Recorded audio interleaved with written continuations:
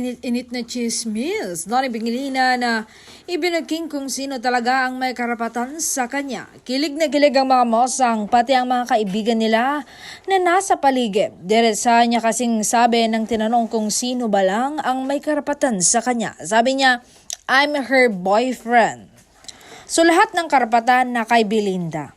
Yan ang simpleng sabi ng aktor pero natameme na lang ang mga mosang. Pero ang mga kaibigan nila na nakarinig ay tuwang-tuwa, sigaw na sigaw sa kilig.